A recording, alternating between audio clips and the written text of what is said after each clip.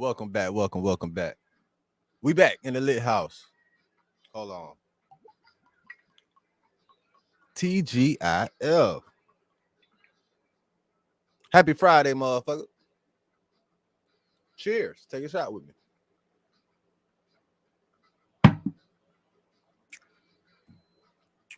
Yes. Yeah, we back the lit house. Home Inc. TV, hustles on a mission. Everyday shit media. Sponsored by dividendsapparel.com. Whatever you do, make sure you do it capital. Create a positive impact today and later. Forget the haters. Get your paper. Nah, fuck that. Fuck them haters. Get your paper straight like that. I like to wait to the 2-minute mark because, you know, it's some shit with YouTube and all that. 2 minutes. So I let the 2 minutes go. And you know what's up. But we back.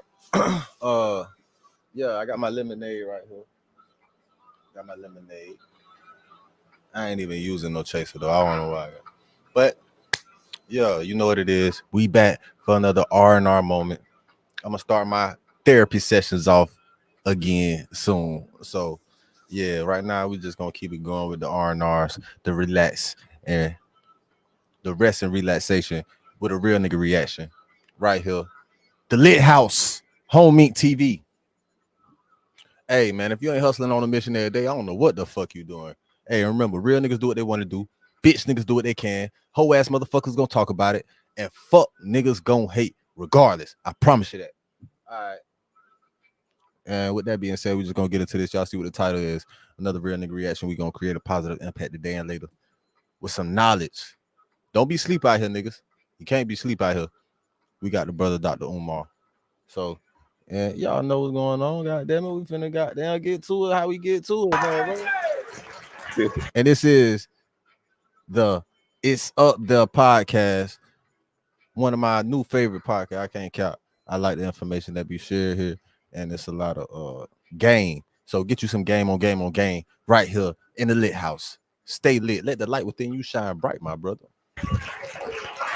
Y'all get Dr. Umar Johnson in rare form tonight. My people. Y'all getting Dr. Umar Johnson in rare form.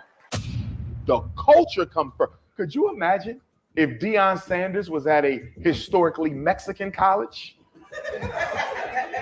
and he got an offer to go to Boulder, Colorado and turn his back on the Mexican students at the Mexican college on the Mexican football team? He would have never done it. Why is this looked at like turning your back? He took a job. Because he did. He had a chance to make a structural, systemic, historic change in the benefit of so black athletes. you believe that they would have let him make that change, but you don't believe that we have that access to any power. But he could have made that change single-handedly. What access to power at Boulder, Colorado? No, it's not a finished product. This is what I'm saying. Okay, what will the finished product look like? But we don't know, but he's on a journey the same way. Here's the thing I find disingenuous. You were someone that started a school. You went through criticism. Every move you would try to move. And here's another black man. I'm building a black school. He had a white college. How you comparing them? Listen, I know Deion Sanders had a charter school. He never owned an independent school like I do. It was a charter school. It was a charter school. It was a charter school. Well, do you know what a charter school is? We'll give y'all a chance. We'll give y'all a chance to speak. System. You know, we are live recording. Charter schools are publicly owned. We are live recording. Douglas Marcus Garvey Academy is independently owned by black people. I'm saying, listen, back to what I'm saying. Hey, Umar. LeBron James, charter school. Dr. Umar Johnson. School. Listen, though. Who owns it? Listen. Who owns it? Listen. Who owns it? Hey. Hold on, sweetheart. We'll give you an opportunity. I'm gonna give you a mic in just a second. That's a charter school. Listen though. If you've ever dreamed of owning an apartment complex and you live near one of these, he ain't capping though. Niggas ain't had no motherfucking school. For a master class that came. Niggas ain't had no motherfucking school, man. Not no real independent shit that they can motherfucking. Man, niggas know. You better know.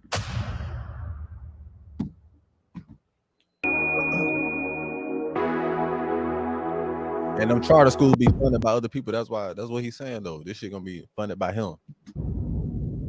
Independently. How the people. Thank y'all so much, man. Appreciate y'all.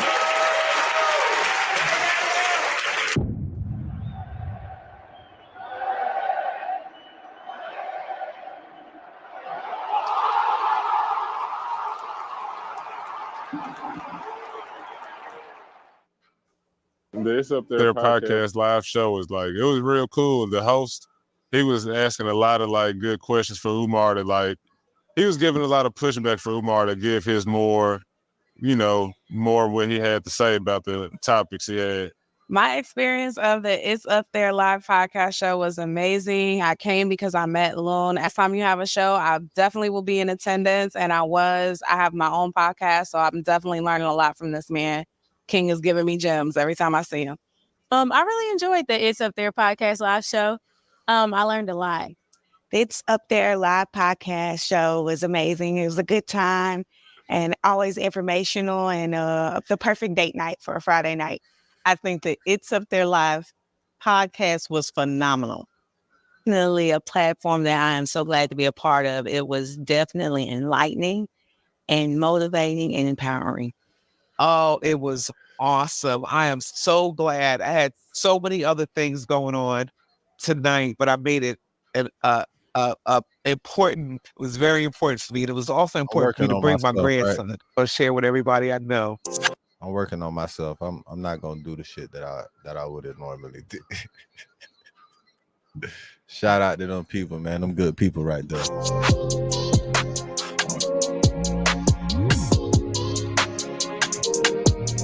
Yeah. I appreciate tonight is a very special. They say your closed mouth don't get fed. This guy that's coming to the stage in a few minutes, I've known him since he was about 10, and he's been coming up for the last few years. And I mean, this thing right here is what's happening. And if you've listened, how many of y'all have listened to this podcast? Like y'all know about Big Loon. He is a guy that has come from the mud and has made this thing, putting this city on his back and on the map. And he's about to bring out a cat that I know that you all are ready to see. He is in the back right now, and y'all know Dr. Umar. But right now, I want y'all to please welcome to the stage the guy that's about to take podcasting through the roof, through the stratosphere, and give Nashville something to truly love. Once again, put your hands together for my man on the It's Up There podcast, my man Big Loon. Yeah. Get that boy a hand. Get that boy a hand, man. Get that boy a hand. My hand's full. So right my now. brother. Get that boy a hand. Good afternoon. Good afternoon, everyone. It's stuck there because I want to thank everybody for being here today. I go by Big Loon. It's Up There podcast. For those of you that don't know me, anybody that you can think of in the culture. So I thank y'all for coming out. This is a live taping. What we're going to do tonight is have a very, very important conversation with Dr. Umar Johnson. Any of y'all know Dr. Umar? All right. Cool. Without further ado, man, let's bring out Dr. Umar Johnson. Dr. Umar Johnson. Brother. All right. Peace and Pan-Africanism, my brother. Can we get the I'll just click OK. Peace and Pan-Africanism, my brother. All right. Dr. Umar, how are you, sir? I'm well. Glad to be back in Nashville. It's been about 4 years. This might be my third visit overall. I end up in Memphis a lot more. I'm not sure why, but I have to start spending a little bit more time in Nashville. You know, your last time in Nashville, ironically, we did a podcast. Yes, sir. It was at the beginning of this thing that I've created, and you are my first repeat guest. I told you that backstage. This thing is important to me, right? The conversations, the curriculum, the things that we discuss is very important. For me to have a repeat guest for my audience speaks volumes. And I want to let you know that, as I did in the back, in public, that I appreciate what you bring to the brother. Appreciate you as well. Today we're gonna have a heated conversation. Yeah, I paused it. Hold on, y'all. I'm getting the audio right. feel like I gotta restart this pussy ass TV too. So back to the bubbles. All There's a right. lot to talk about. Yes, sir.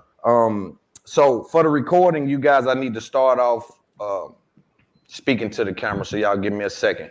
Welcome to It's Up There podcast. I go by Big Loon, your active and attractive host for another episode of the fastest growing podcast on the market right now. Who we have here today is a monumental force in Black culture. This guy is someone that if you ain't seen him, you had to be hiding under a rock.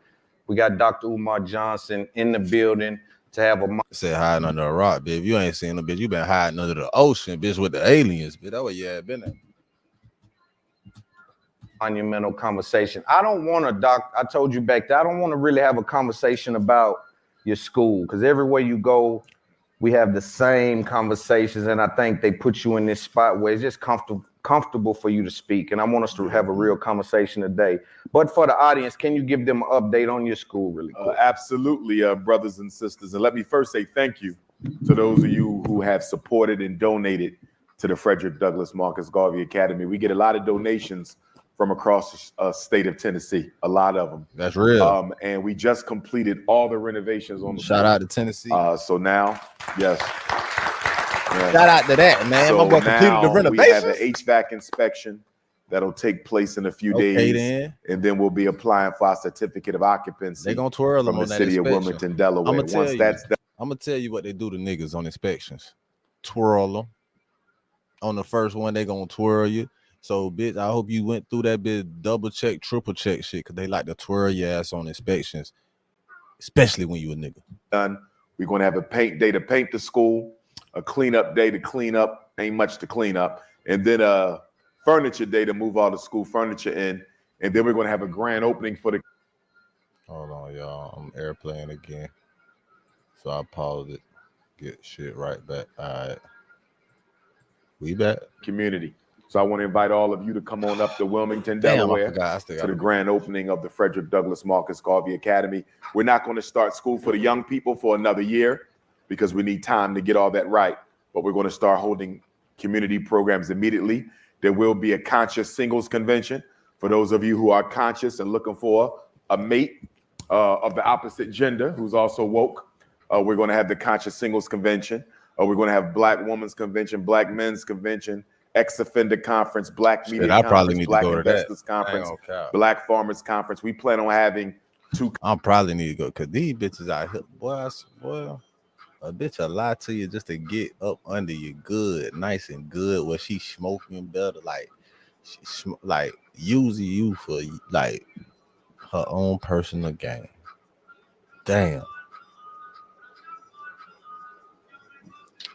I don't pimp. I'm a player. I don't fall victim to none of that shit, nigga. I need to see what's going on with all this shit. I ain't gonna got to you. Wow. Conferences every month for the community. So although FDMG will be a school by day, it will also be a Black community organizing hub. We'll try one more time. Cause I like to watch my shit on the big screen, bitch. Okay, then. There we go. We Gucci now. My bad, y'all. Carry on. Night. We're about 20 minutes from the Philadelphia, Pennsylvania International Airport, PHL. So you want to look and see what flights get you to Philly the quickest. Round trip, state of Tennessee. A lot of them. And we just completed all the renovations on the school. So now, yes. Right. We're going to take a shot for that. We're going to take a shot for that, goddammit. We have an HVAC inspection that'll take place in a few days, and then we'll be applying for our certificate of occupancy. What they going to twirl his from ass? The city of Wilmington, Delaware. Once that's done, we're going to have a paint day to paint the school, a cleanup day to clean up, ain't much to clean up, and then a furniture day to move all the school furniture in, and then we're going to have a grand opening for the community. So I want to invite all of you to come on up to Wilmington, Delaware, to the grand opening of the Frederick Douglass Marcus Garvey Academy. We're not going to start school for the young people for another year because we need time to get all that right. But we're going to start holding community programs immediately. There will be a conscious singles convention for those of you who are conscious and looking for a mate of the opposite gender who's also woke. We're going to have the conscious singles convention. We're going to have Black women's convention, Black men's convention, Ex-Offender Conference, Black Media Conference, Black Investors Conference, Black Farmers Conference. We plan on having 2 conferences every month for the community. So although FDMG will be a school by day, it will also be a Black community organizing hub by night. We're about 20 minutes from the Philadelphia, Pennsylvania International Airport, PHL. So you want to look and see what flights get you to Philly the quickest, round trip from Nashville, and you just drop 20 minutes to the front door of the school. Harriet Tubman spent a lot of time in Wilmington. Frederick Douglass escaped through Wilmington. The Honorable Marcus Garvey incorporated his Black Star Line steamship. And that's Wilmington, Delaware. Oh, shit. This place is really nice. I might have to hit somebody up right there. Hey, what's up, guys? I'm Scott Disick. And we don't give a Wilmington. Bob Marley used to spend his summers in Wilmington. So a lot of history there in Wilmington, Delaware, right down the street from Philadelphia. Shout out to you, Doc. I know building that school. I know what it's like to build something, but some of that magnitude, man, just monumental. Don't live the that fight it's a mean fight. It was a hard road, my brother. Yeah. 9 years. I remember we took our first fundraiser in April of 14, St. Louis.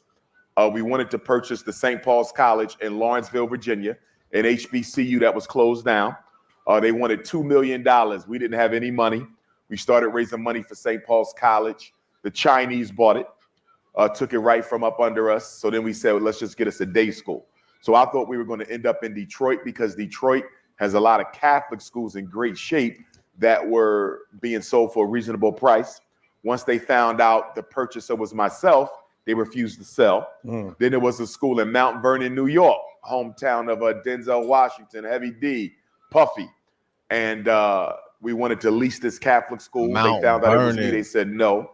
We had another school right outside of Cleveland, Ohio, Cleveland Heights Catholic school. Philadelphia, we had a Catholic school. Trenton, New Jersey, we had a Catholic school.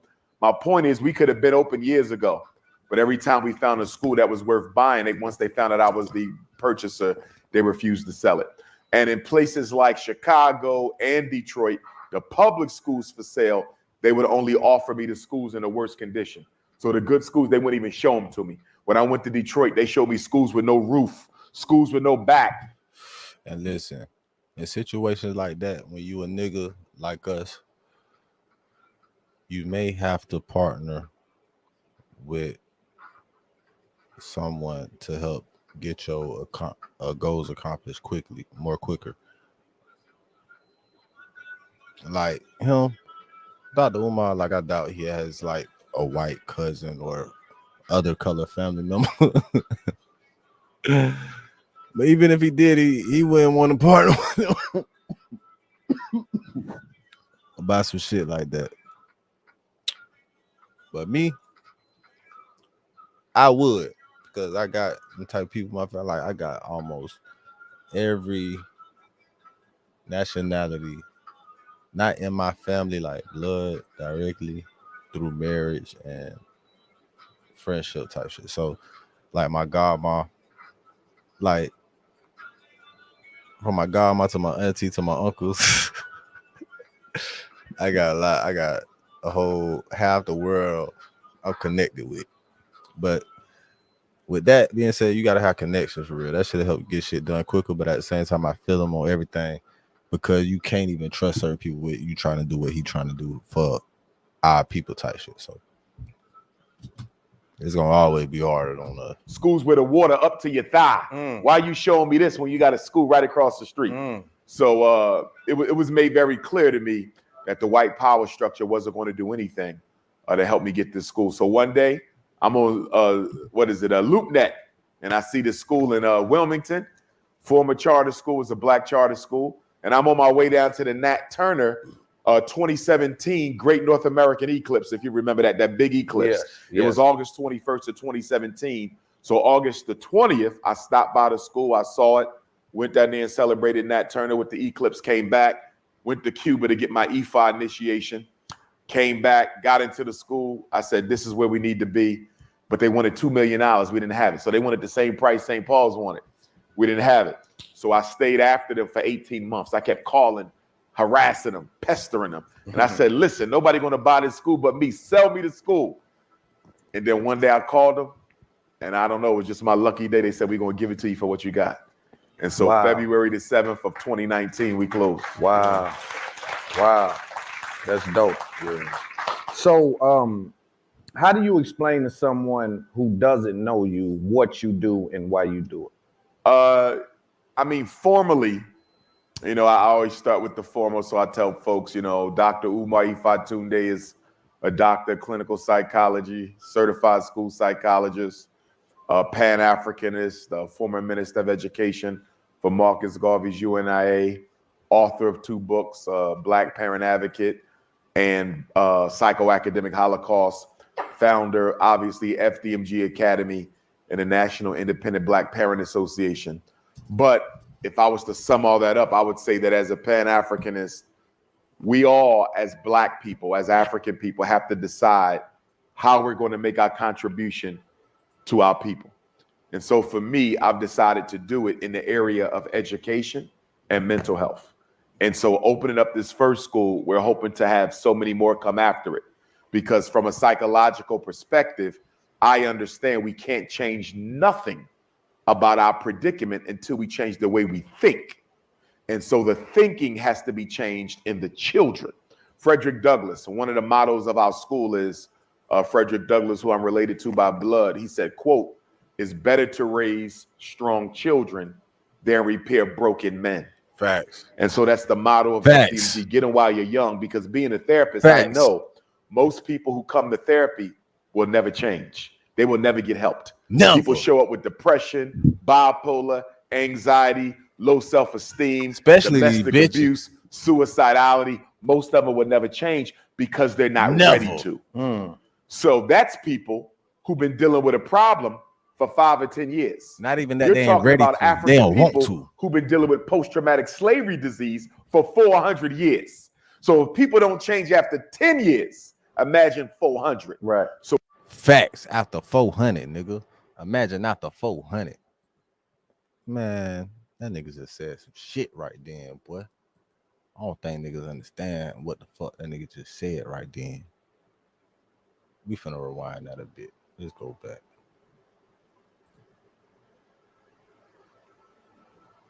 No, we not. You can rewind it your damn self. This shit already long. So we have our work cut out for us, but I definitely believe that the mind, we have to start with the mind. There's no economic revolution. There's no political revolution. There's no social revolution. There's no cultural revolution. There's no spiritual revolution without the psychological revolution. And if you study all great movements in history, everyone, Chinese Revolution, French Revolution, Russian Revolution, Nothing. Cuban Revolution, American Revolution, African Revolution, Vietnam Revolution, they all started with an educational system to transform the way the children thought. So if we're going to change, we have to change with the mind. You know, we want to change our spending habits. We want to change the situations between Black men and Black women. You're not going to get to none of that until you change the way we fundamentally think about ourselves. Right. We're going to talk about some of that stuff today, though. Yes, sir. For sure. But I want to start with Deion Sanders. You went to the Breakfast Club, and I want to roll this. And that's ultimately what decides or their dynamics for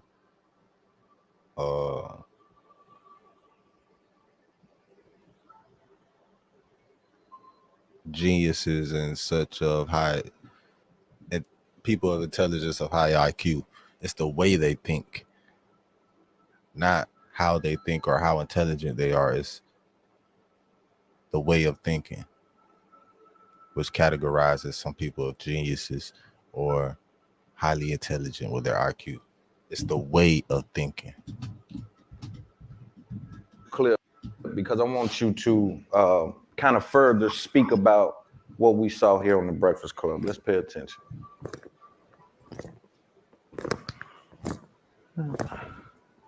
Dive into the future of video editing with the 4 Editors Platinum Bundle. Transform ordinary footage into extraordinary.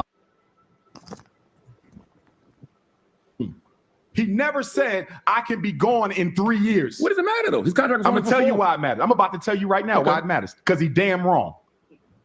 Now, if he told them, if I'm going to go back and study some more, but from what I seen him say, he was not that direct. But Definitely if he was, and that's not what I saw, so we disagree there. But if he was, he's still wrong, but it's a low level because at least you was transparent and you gave him informed consent.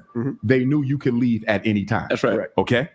Still wrong. I'm explaining in a minute. Now, if he didn't tell them that, okay, and I'm hearing from people who know athletes on that team that they were not told it that way. They weren't listening. And they're upset. Because he said that on 60 Minutes. Okay? He didn't say it that way, Charlamagne. I saw that. He did not. Exact No, quote. he didn't. Exact Now, quote. if he did not do it that way, that automatically means that Deion Sanders used, abused, and exploited HBCU Jackson State just to be given an opportunity to show predominantly white institutions that he could coach. If he only used them as a stepping stone to getting a job at a white college, he was dead wrong, Sanders. The reason I'm so personally disappointed in Deion is I thought he was there for a movement, not for money. Meaning, Deion Sanders, the coach of Jackson State, I foresaw a situation where Deion would hire other coaches, other retired black NFL greats to coach other HBCUs. In doing so, you attract our top tier high school athletes to come to HBCU. Maybe. Stay with me. Eddie George is at Tennessee Stay with State. me. Stay with me. Football and back. You know, like I know, if you got top tier NFL greats coaching HBCUs, the athletes are coming just like they was coming for Deion. He showed you, Charlamagne. Deion, though. He showed Dr. you. Umar. And his other one's just Deion, as one of the great. most famous people ever. And his other one's just as great. So listen. Eddie George at Tennessee State. That's one person. We're talking about a system, not an individual. So, depending on white money, you got HBCUs at risk of being closed. I read something that said almost a half of them. A half may not survive the decade. So this was bigger than football. This was about the survival of the HBCU. It's bigger than Deion, especially though, Dr. Umar. no, Yes, no, it is. I think-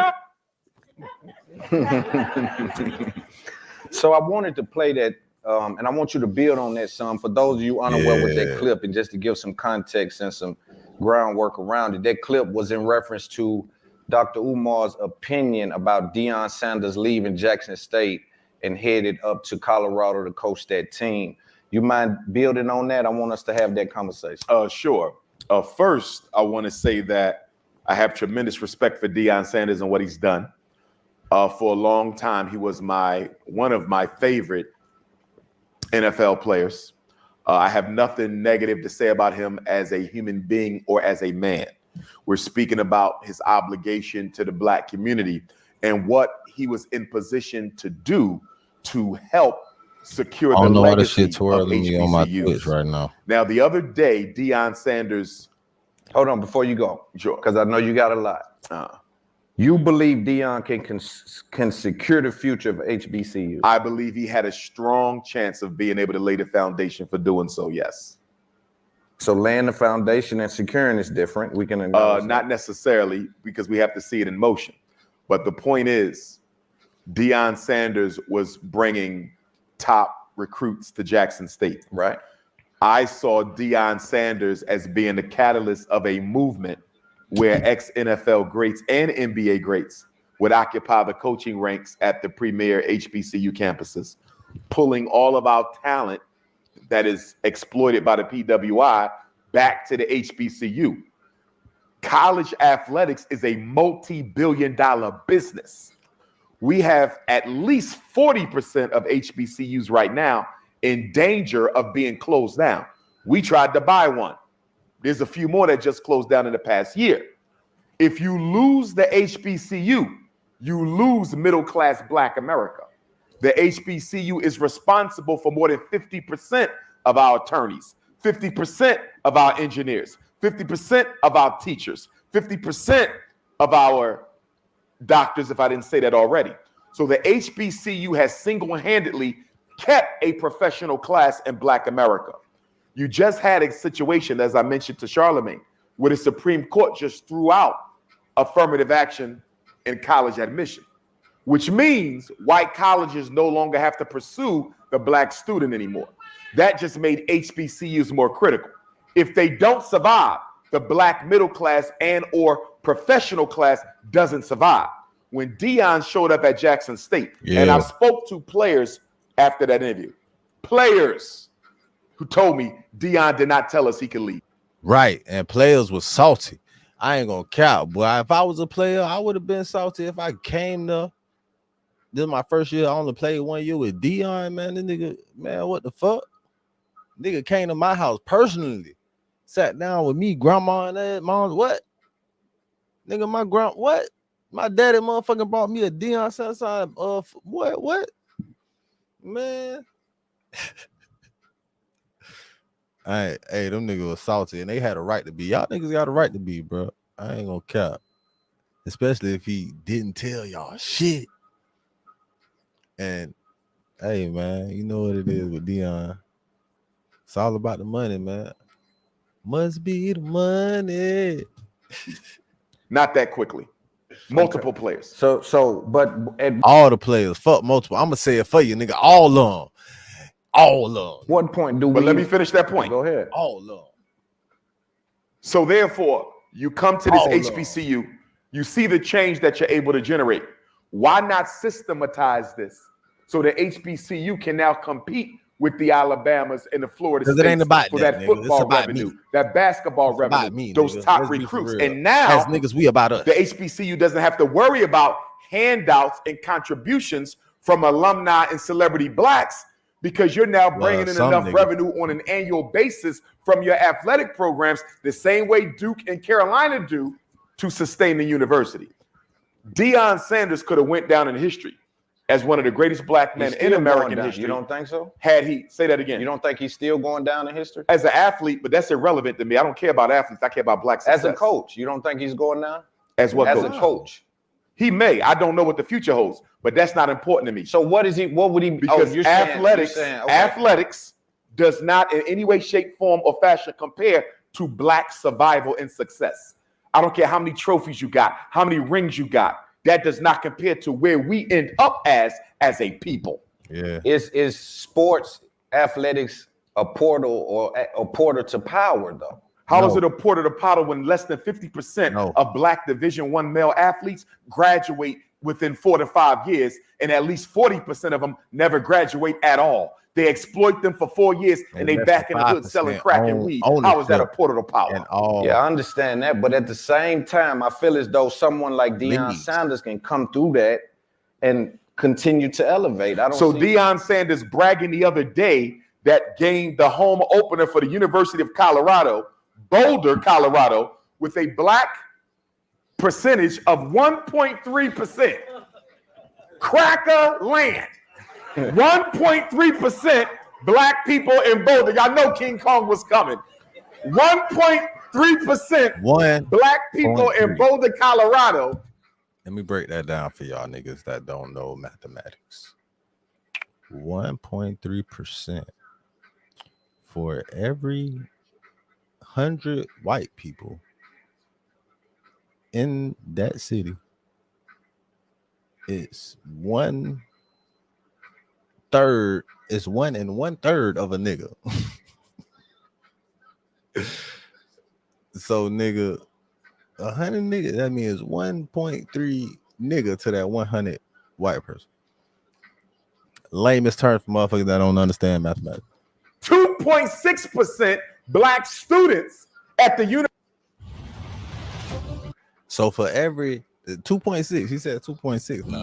Online. So for every 100 students, with thousands of star systems. for every 100 students at that school, it's only 2.5 niggas. 2.6 niggas.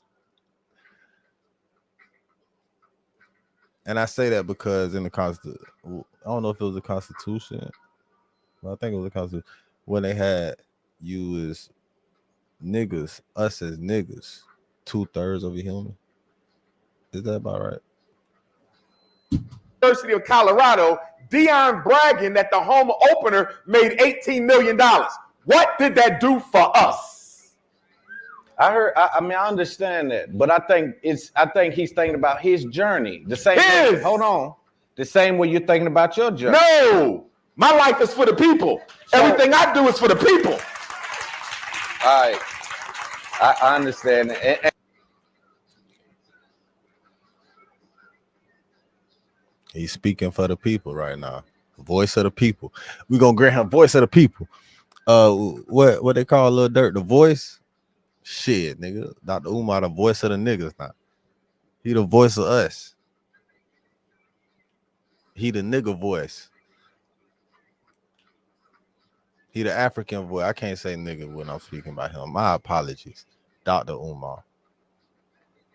I apologize, but this is a real nigga reaction. Goddamn it, you the nigga voice when it comes to this reaction. This the new nigga voice.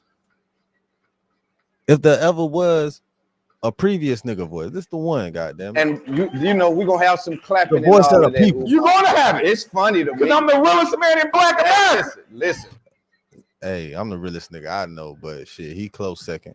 What we're gonna talk about is the truth, though, because we're dealing with the truth. We have to live in reality. We're not. The claps don't make us right or wrong, right? You're close third. What we have to focus on is the truth. You're telling me that your life. So if that was the truth, if your life was all for the people, you'll live at that school. You wouldn't have a home. I probably won't go home once the school opens. Before it opens, you would take the money from your home and put it in the school. I have. I will. All of it. Just about. See, that's what I'm saying. So there's room to think about yourself. Yes, but yourself does not take precedence over the people. My life is for the people. It is not about personal achievement. So you don't. Hey, whatever you do, create a positive impact today and later. If you don't have kids, you probably won't understand what I'm saying when I say that. If you have kids, you will understand about creating a positive impact today and later. It's not for us, this for our kids. Because we ain't gonna take this shit with us. Nigga. Nothing wrong with that.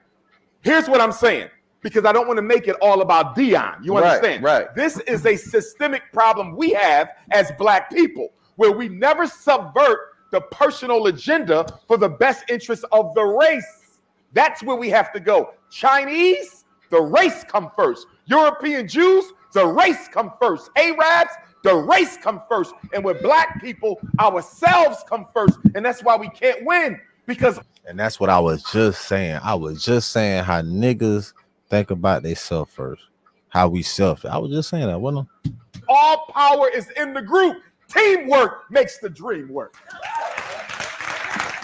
I say that all the time. I be playing 2K. I'm about to play 2K in a minute. Teamwork make the dream work. Y'all know are what's funny, up. man.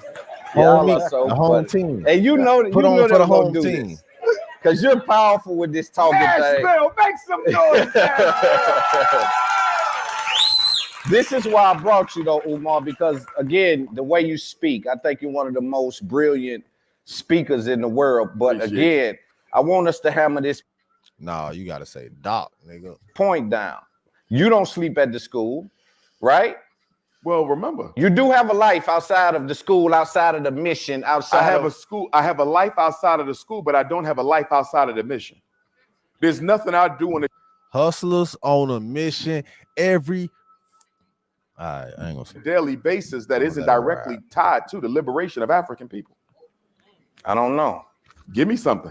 I don't know your daily. You give me your daily routines. I don't know. I find that. I mean, I'm at the airport today coming here. I'm on the phone consulting with a mother because they're trying to expel her special ed son. Y'all are funny, man. The liberation of African people. I don't know. Give me something. I don't know your. Hey, y'all are funny, man. Y'all are so funny. And you know they were gonna do this. Because you're powerful with this talking thing. Nashville, make some noise. This is why I brought you, though, Umar, because, again, the way you speak, I think you're one of the most brilliant speakers in the world. But, again, I want us to hammer this point down. You don't sleep at the school, right? Well, remember, you do have a life outside of the school, outside of the mission, outside. I have a school. I have a life outside of the school, but I don't have a life outside of the mission. There's nothing I do on a daily basis that isn't directly tied to the liberation of African people. I don't know. Give me something. I don't know your daily. You give me your daily routines. I don't know. I find that. I mean, I'm at the airport today coming here. I'm on the phone consulting with a mother because they're trying to expel her special ed son illegally because they never done a manifestation determination. They never gave him the behavior plan that the IEP law requires him to have for them to even consider the expulsion. Then I'm on the phone with another mom trying to help her save her son People call me 2, 3 o'clock in the morning with mental health and educational emergencies. You understand? So I'm not saying that I am the most devout black man on the planet. I'm just saying if it ain't me, I don't know who it is. All right, so let's get back to Dion because you popping it right now. Let's get back to Dion. Popping that shit. So Popping that shit right in all now. I ain't gonna actuality care. with Popping that Dion, shit. I feel as though when I look at even people like business doesn't have moral clause in it, right? So no, European business doesn't have and moral that's what the colleges are, right? Ain't that the European structure? Okay. All right, so we're speaking about again, situational awareness. You cannot ignore the facts. Dion is inside of a structure and a system that he has to play a certain game the same way you do. So Dion had to lead Jackson and go to all-white Colorado because he's in the system? Yeah. No, Dion. I believe Dion to be chasing a dream. And I'm gonna tell you something that niggas probably don't know either. HBCUs are owned by the same motherfuckers that own the white colleges. Like, not even the same motherfuckers, but them people, if you understand what I'm saying. I believe Dion to be chasing a position for him, It ain't his no fucking family, difference. and then the mission. It ain't no fucking difference, especially a nigga like Dion will understand it and already know that. But I understand what he's saying as far as the students. It's not even about the people that own. I'm a Libra, so I be weighing shit on the scale. I can see both sides of different shit. I can see both sides of everything. But hey, must be the money. I believe the mission is still in the car with Dion. Sometimes when I hear you talk about the mission for him is saving kids. At an all-white school, who he saving black up there? 2.6% at that bitch, as he Who told you Dion before. saving? 2.6%. They go- Nigga, they if got- it's two, Who's Dion? if it's 2.6% black people at that college, that means out of 1,000 people, it is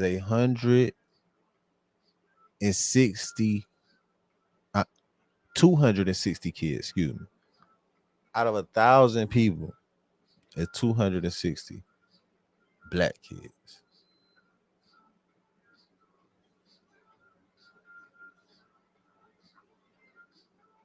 I'm lit. I'm a little bit lit. We in the lit house.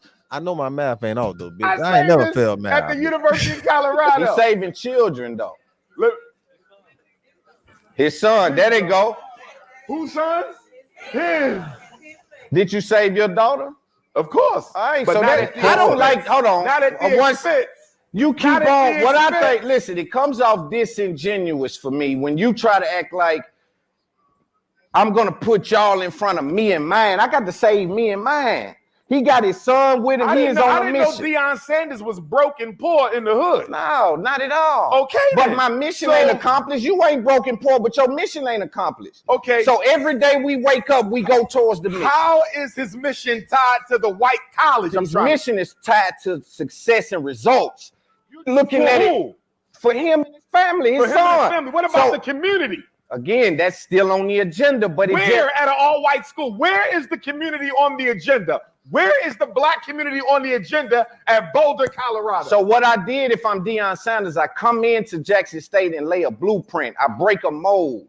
I do something that's never been done. But for you And to that ask was? me, that's for what you just spoke to. You spoke to him bringing all this revenue, bringing these And he athletes. was there for how long? That's not what we're speaking about. No, it is what we're speaking of. Okay. Because it shows a lack of commitment. No. See, here's the issue. Opportunity call. You know what the bigger issue is here? Go ahead.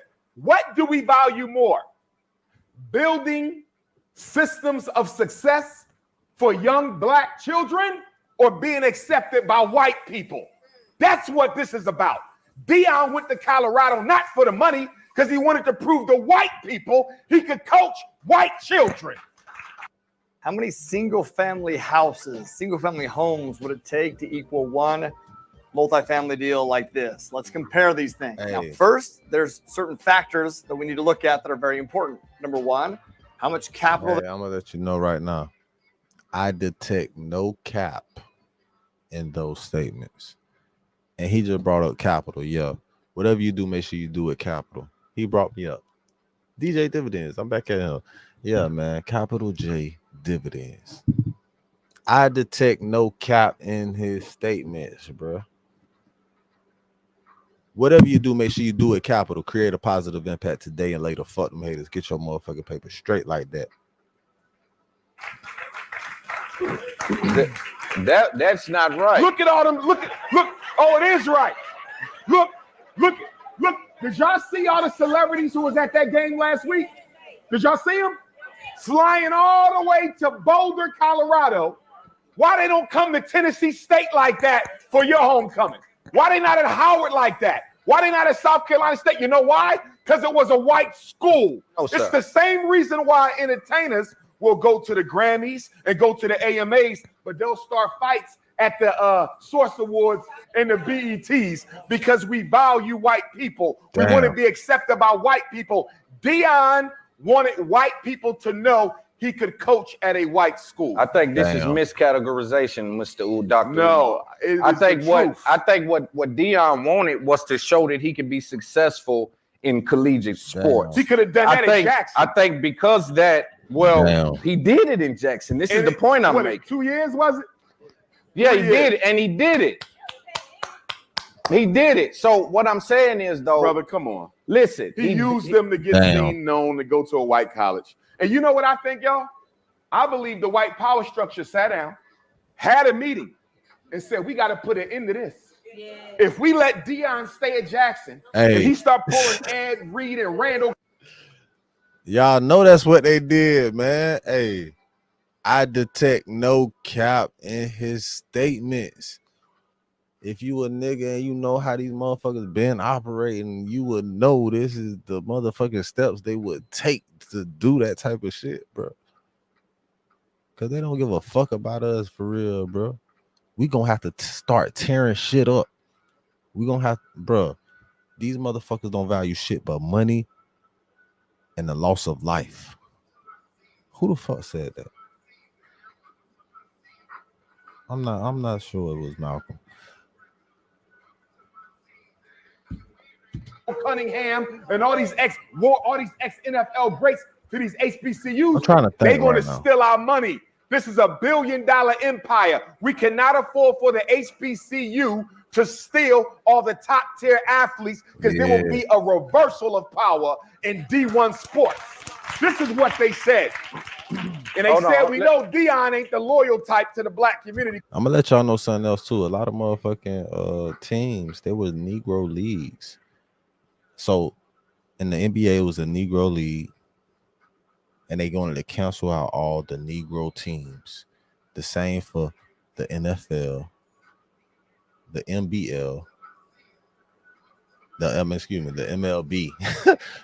MLB. The same is for all of them. They canceled out Negro League teams, but they brought in the players, the top players, for a reason, and then canceled them out, like just voided them out. Like this shit been strategic since Christopher Columbus came to this bitch.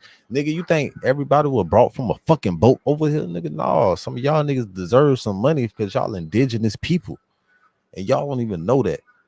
Because he the one who also criticized Colin Kaepernick for taking a knee. So you know what we're going to do? We're going to get the whitest school in the country to offer him some money to come teach them. Because he could have went somewhere. They were making a statement.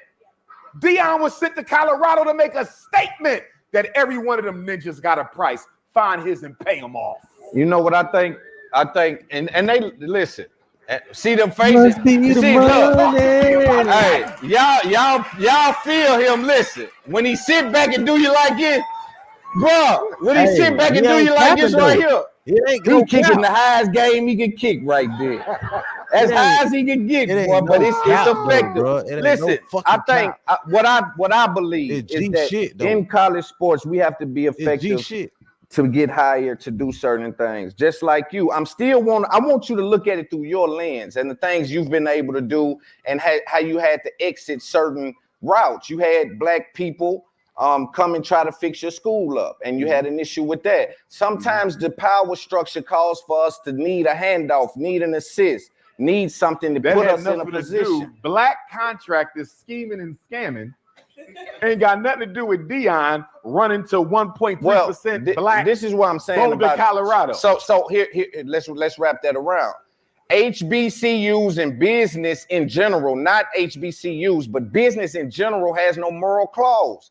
I disagree with that. From a European standpoint, yes, we ain't Europeans. Our business always have a clause. What you get? So for us to not to have access to power, what business or industry do we even control? We are $2 trillion people. What business or industry do don't, we and control? that's the problem. And we okay, ain't gonna never control none. So his Leaving access the black to school for the white one. His access to power goes through Boulder, Colorado. Goes through the power structure. All this money Dion making for them, by the time he's done, he would have made far more for them than he earned from them. Not only that, God forbid, That's everything. if he ever begin. But the point is, he shouldn't even be in that position because you had the chance to restructure an entire HBCU athletic system permanently, and you sold it out for money to go to a white college. That's the facts of the situation. I disagree with that. It's the facts. It's undisputable. That's what he did. That's why he not still at Jackson. He's not at Jackson because he had an opportunity call. An opportunity to go to coach at a white school. No, to showcase his skills in a different level. Oh, we don't know what Dion is capable of? No, not in college. Not again, you have to coach in these different markets. The same way you got to go speak in different markets. Same way I got to podcast. But I don't compromise. It ain't about compromise. It is. It's about results. I keep telling you, I'm showing up to show out. Results I ain't showing up to do that other stuff. Results for who? I'm gonna tell you like this, man. Dion been proved himself when he was on the field, nigga. He called a lot of them plays on defense. Niggas don't know he switched up his own shit on defense off of reading and studying the film. That nigga been a coach before he motherfucking retired. He just proved himself when he did that shit. What he did with the HBCU, which entitled him to get for my stat sheet for what I've been able to do. And he just moving up the ladder. He's trying to turn black people to a permanent underclass. And you talk about stat sheets? Burn the damn stat sheets. Nah, you need that, Umar. If that's the case, you would sleep in the mop room at your school. I will be. I don't think I'll ever leave once I get there. These are future plans, but this dude here is working now. I'm telling you, if you believe what you're telling me, you will walk in that school and say, "Damn it with the house, damn it with the car." Until this school get up and rolling, Umar don't got nothing. Well, I agree with everything. All right, so that's my point. You can't compare my commitment to the black community to Dion's because he has yet to show it. You don't think he's saving children? Doing what? Being the motivation. That's funny. Hey, you see how they laugh? That's funny. Bitch, that was funny as fuck. That's why people just laugh like that. Man, that's just fun. Being a motivation. How the fuck you gonna save somebody from motivation? You know, shut the fuck up. Look, he just let the people laugh for us. Continue. I'll rest my case. Also, you don't think motivation is necessary? Brother, to whom much is given, self-motivate. Much is required. I'm gonna tell you like this: self-motivation is the only motivation that's gonna get you through whatever the fuck you're going through. It's self-motivation. Any motivation that somebody give you is temporary motivation. That shit ain't gonna fucking last. Self-motivation is what's gonna get you through whatever the fuck you got going on. You gotta be self-motivated in this fucking world if you want to be successful. You telling that to me, and I got a lot. Dion has a lot. Yeah. And what the fuck he's speaking about is inspiration. That shit ain't no fucking motivation. So for you to tell me that he's somehow benefiting black children because they see him winning at a white college, that's the same argument Obama maniacs made when Barack was in the White House and Negroes said just him being there was a benefit to black people. Only problem with that, it didn't play out in the statistics. And I'm gonna tell niggas right now, I ain't vote for Obama, not the first or the second term. When I was able to vote, that was my first legal age to vote. And I said, why the fuck I'm finna vote for this nigga? I know he finna win because I know what the fuck is up with the world and the government and the. You better know. Hey, you can't be asleep out here. You better know what's up with the motherfucking country you living in, bitch. High school graduation didn't go up. Crime didn't go down. You understand? We didn't do better on a single index in this country as a result of Obama being in the White House. So now you're giving me Deion on a white football field, Barack Obama in the white man's house. Listen. They're clapping for nothing. They're clapping for nothing. No. Look, he mad. For the truth. Why you mad? They're clapping for nothing. Why he talking about they clapping for nothing? Hold on, you ain't just here with, oh. Now that sound like borderline hate. He's getting upset because his crowd is not understanding what the fuck he's saying, because he not like he upset because the crowd not agreeing with him, and it's his crowd, it's his shit, this his show, he the host. Man, you don't cut it out, bro.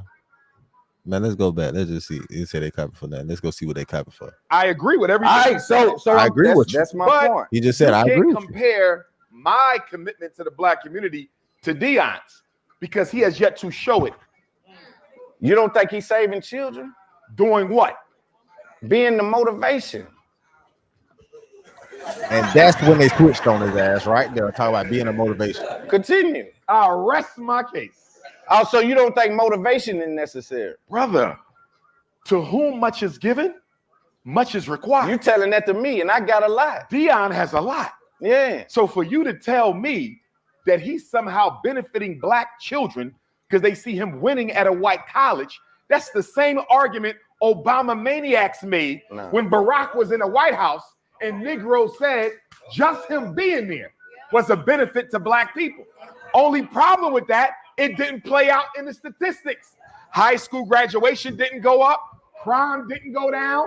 You understand?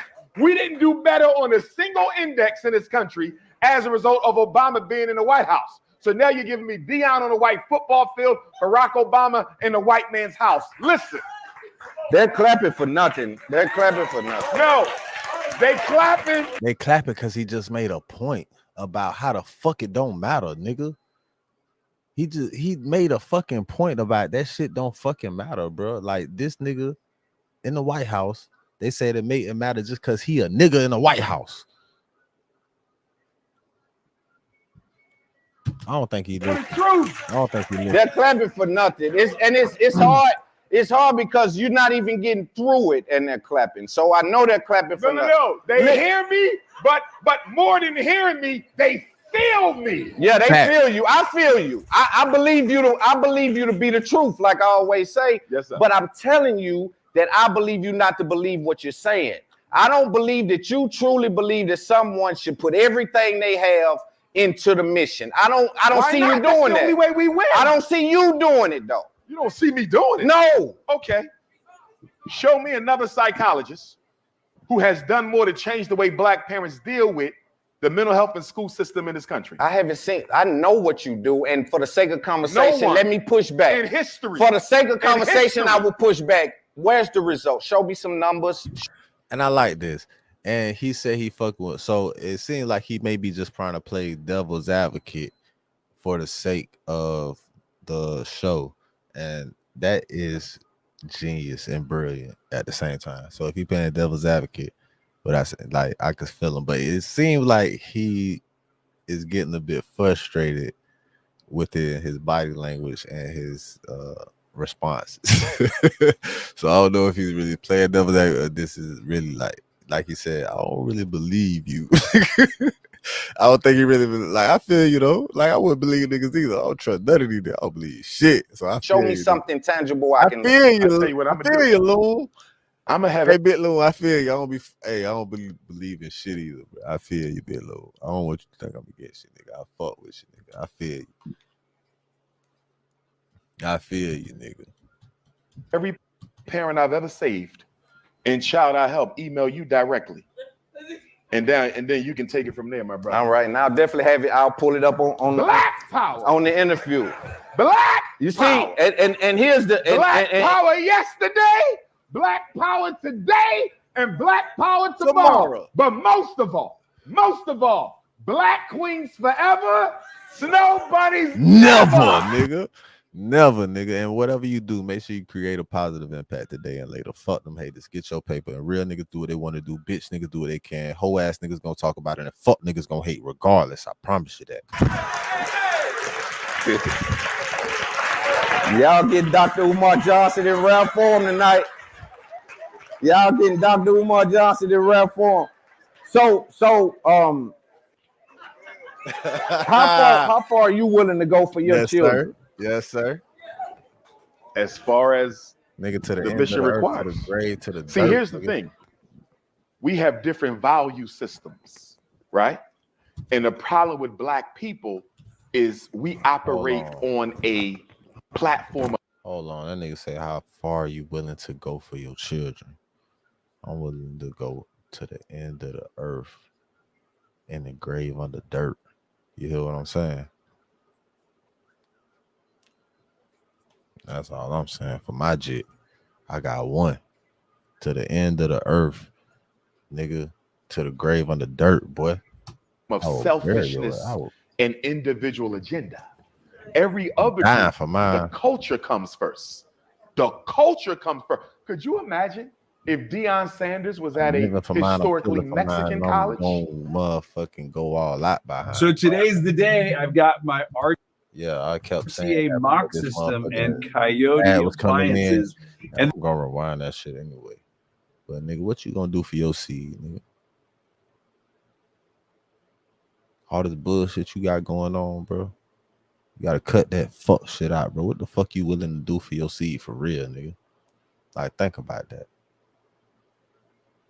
If you ain't willing to do, put your life on the line, put your all into it for your seed future. What the fuck is you doing, nigga?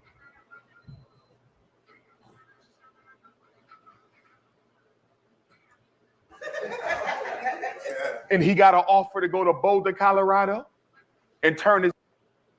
Then you can take it from there, my brother. All right, now definitely have it. I'll pull it up on Black power. on the interview. Black You power. see, and here's the Black power yesterday, Black power today, and Black power tomorrow. But most of all, Black queens forever, snow bunnies never.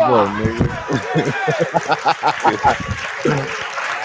Y'all get Dr. Umar Johnson That's in fucked rap up because I form just tonight. seen a little nice snow bunny that I Y'all get wanted Dr. to Umar goddamn Johnson make in a rap snow anchor form. with.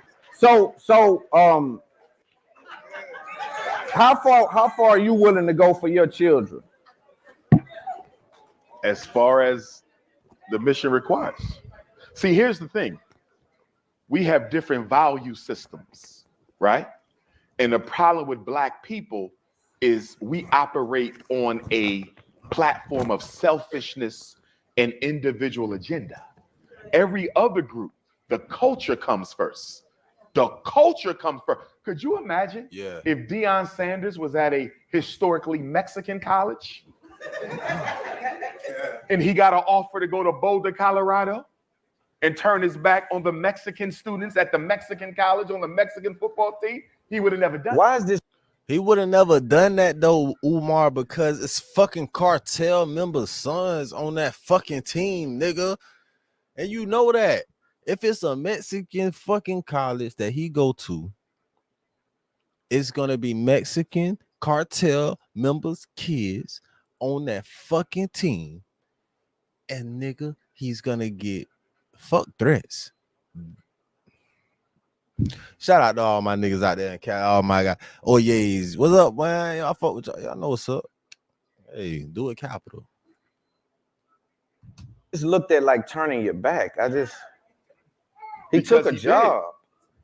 But because he did, he had a chance to make a structural, systemic, historic change in the benefit of So Black you athletics. believe you believe that they would have let him make that change, but you don't believe that we have that access to any power. But he could have made that change What single-handedly. access to power at Boulder, Colorado? No, it's not a finished product. This is what I'm saying. Okay, what will the finished product look like? But we don't know. But he's on a journey the same way. journey See, at here's a the thing white-ass I find. school Here's the to thing do I what? find disingenuous. You were someone that started a school. You went through criticism. Every move you would That's try part to, of the movement. And here's another Black man. I'm building a Black school. He had a white college. How you comparing them? Listen, I know Deion Sanders had a charter school. He never owned an independent school like I do. It was a charter school. It was a charter school. It was a charter school. Well, do you know what a charter hold on, school sweetheart. is? We'll give y'all a chance. Charter We'll give y'all a publicly chance to owned, speak. sister. You know, we are live recording. Charter schools are publicly owned. We the are live Frederick Douglass recording. Marcus Garvey Academy is independently owned by black But people. I'm saying, listen, back to what I'm saying. School. Hey, Umar. LeBron James, Umar. school. Dr. Umar Johnson. School. Dr. Umar Johnson. Know what you say? Dr. Umar Johnson. Stop. He was wrong. I had to clarify. Yeah, I understand. I understand. Listen, though. Who owns it? Listen. Who owns it? Listen. Hey, all I know is, bitch, if you can't find help here, get help somewhere. 1-800-CHARTER. Hey, hold on, sweetheart. We'll give you an opportunity. I'm gonna give you a mic in just a second. That's a charter school. Listen though. Charter school. You're judging Deion Sanders, and this is not a finish. If you can't find help here, find help. We will in a minute, but I don't. Hey, hold on. Now, hey man, y'all don't. Hold on. Whoa. Hold on. I love my brother. This is my show. Let's remember that. Look, he trying to get. Look, I told you. That's the reason he was mad at the crowd, because he like, man, this is my show. This is my shit. Y'all got me fucked up, man. Y'all supposed to be on my side. This is Loon show. Y'all can clap all you want. We have to talk about the things I want to talk about. Yes, sir. Sorry. Yes, sir. Sorry, right? Dr. Umar. Because I haven't finished this point. I really want us to spend some time, and we got a lot to talk about. Yeah. My boy fucked with Deion a long way. But in I just don't particular, want it to look like I do I'm too, trying though. to dig. I know these guys. They know this is. I'm just trying to get information, and I want you to speak to them. Yes, sir. As if he's watching. Right, so he playing devil's advocate because he know the guy he want him to speak to him. I want you to speak That just confirmed the devil's advocacy. Okay. as if they're watching, because they 9 times out of 10 are. You watching? They all watching. So I'm They telling gonna you, watch when this is important to me. So now, on the goddamn I'm saying that I feel as though it's unfair for you to judge Deion Sanders in this current position as he is on the journey the same way you were on your journey for 12 years to build a school that some people say should have took 1 year. Okay. Now, But how can they say that if they never built it? you've never did what he did. He never done what I'm doing. So again, why you speaking? Well, what is he doing? He going to a white college? No, a lot of he's- black coaches went to a white college. What do you mean? No. He's breaking the code of what it looks like to be a head coach. He's trying to get to a He head the first coach. black head coach of a white school? No. He's the first You of his just got- kind. He's the first of his kind. Okay. He's a different kind of coach. Okay. And at the end of the day, what are you expecting to come out of Deion? What does he change being a coach at this white school? Let's say Deion goes 30 years undefeated. What the hell did he change for black people at that all-white school?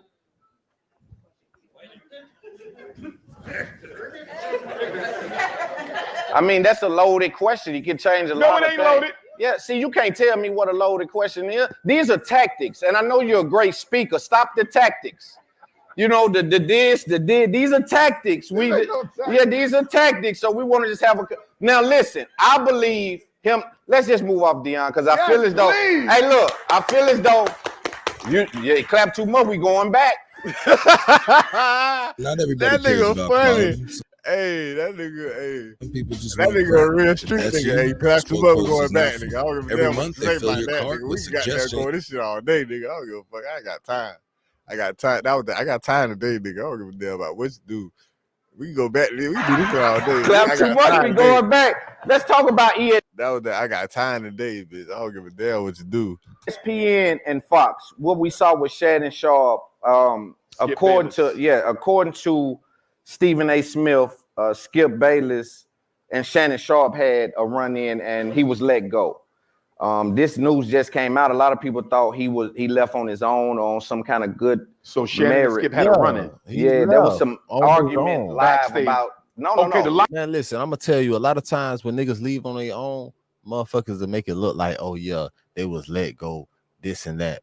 Like my homegirl just went through a situation. She had to put in her 2 weeks, and they let her go a week after she put in her 2 weeks. Like, what the fuck is y'all talking about? She ain't had no motherfucking, like, bro. I don't know why they do niggas like that. And this bro. Fuck them. Hey, do it capital. Doors close, so other doors. But doors close because other doors are opening for you. And even if you don't find them doors, nigga, I bet you it's a fucking window, nigga.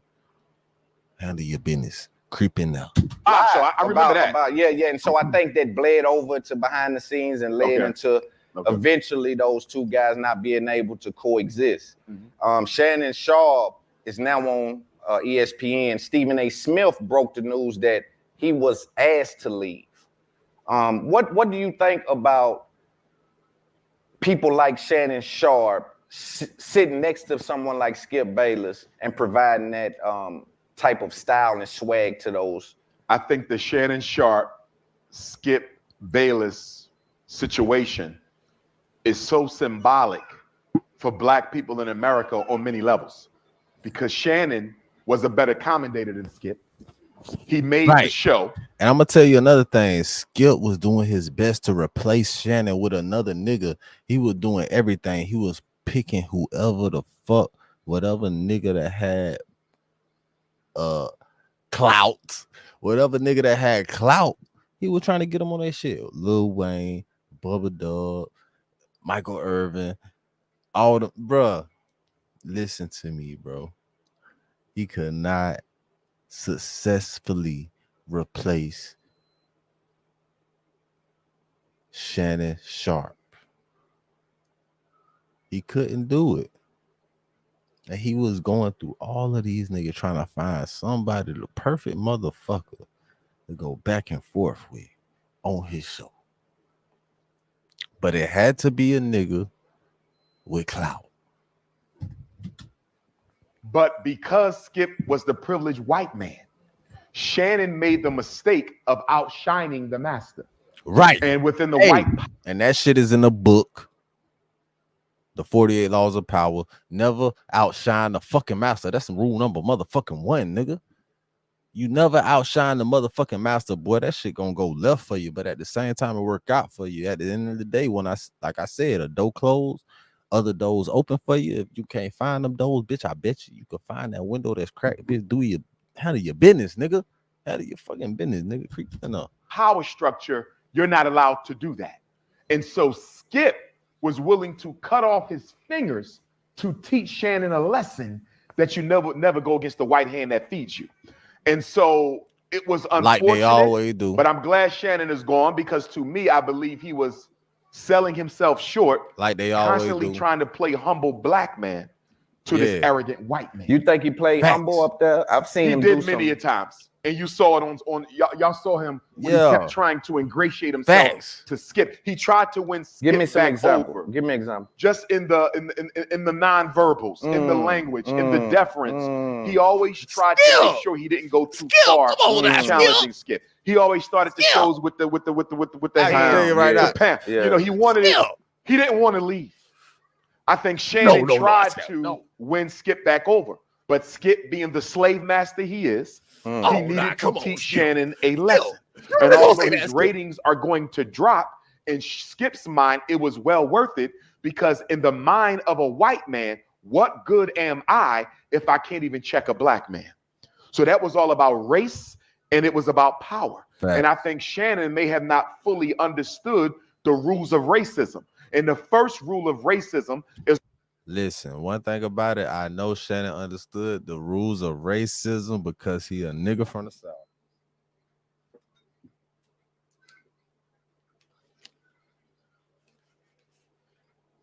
At that moment, he may not have known or thought that those rules would apply, because it was a show on interacting, debating, and sports conversation.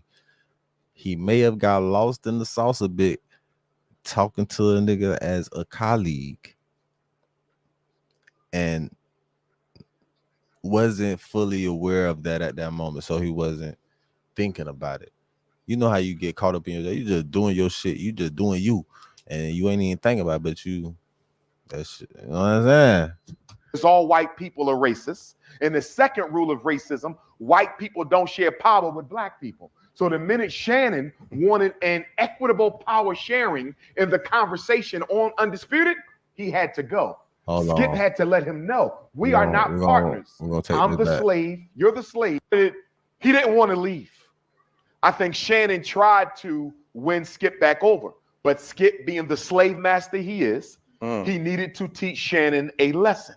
And although his ratings are going to drop, in Skip's mind, it was well worth it, because in the mind of a white man, what good am I if I can't even check a black man? So that was all about race, and it was about power. And I think Shannon may have not fully understood the rules of racism. And the first rule of racism is all white people are racist. And the second rule of racism, white people don't share power with black people. So the minute Shannon... That's cold, though. That's cold, bro. I wouldn't say that, man. I wouldn't say all white people are racist. But damn. Let me think about this, because I got white family members and cousins and aunties. Shit like that. Let me think right quick. Let me just think. No, I disagree. All white people are not racist. My auntie assisted me numerous times, and I don't even believe I asked her. Even with trying to get y'all like shit like that.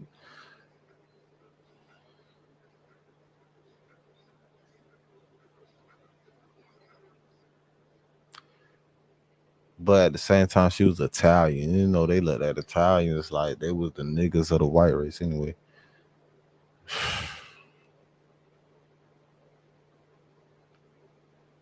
I can't say that. Maybe I feel different because I helped raise some little white niggas.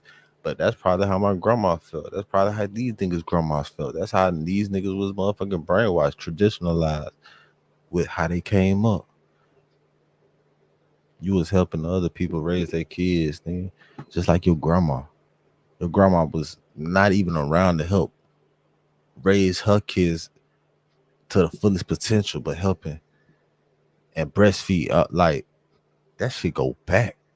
Niggas don't even think about that. Let me think about this. He said rule number one. He said rule number one. All white people are racist. Damn. Let me think about that. Shit.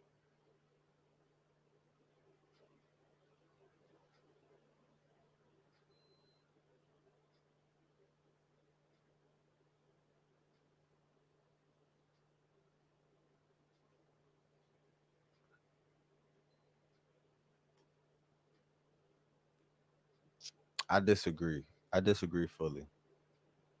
I disagree fully. I disagree fully. I don't even know why I had to think about that. I don't even know why I had to think about that.